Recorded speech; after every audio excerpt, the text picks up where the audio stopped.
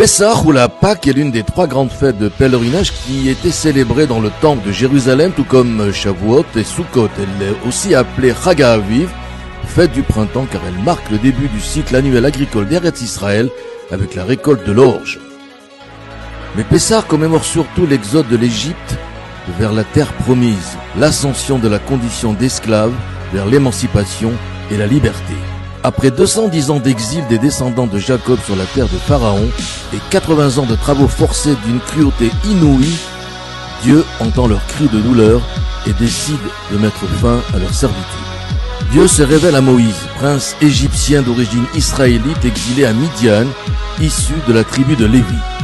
Il s'adresse à lui à travers le phénomène surnaturel du buisson ardent et lui confie la mission d'aller libérer son peuple du joug égyptien.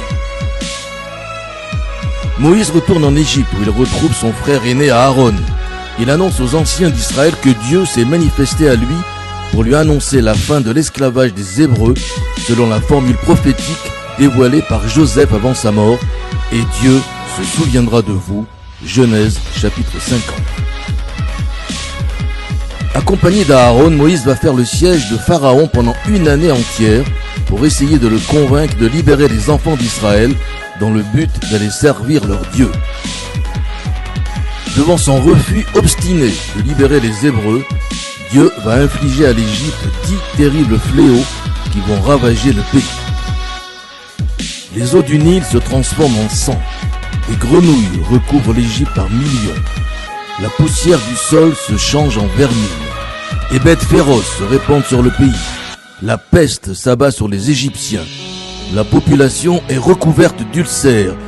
Une grêle terrible ravage des récoltes.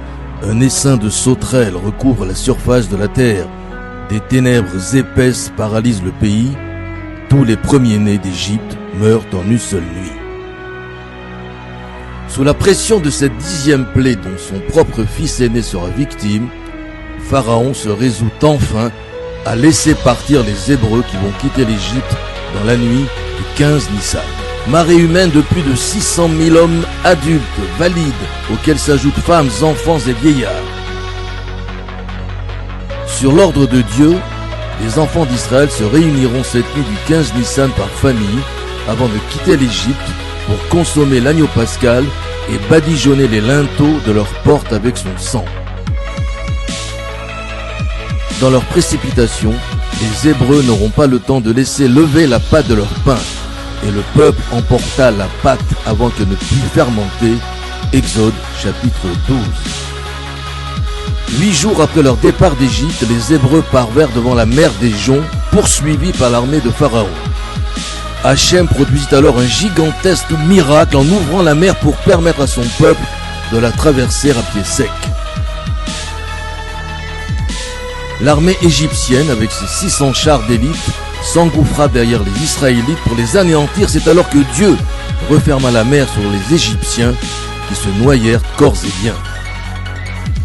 Au 50e jour après la sortie d'Égypte, soit le 6 Sivan, les enfants d'Israël arrivèrent au mont Sinaï où Dieu se révéla à l'ensemble du peuple pour lui proclamer les 10 commandements.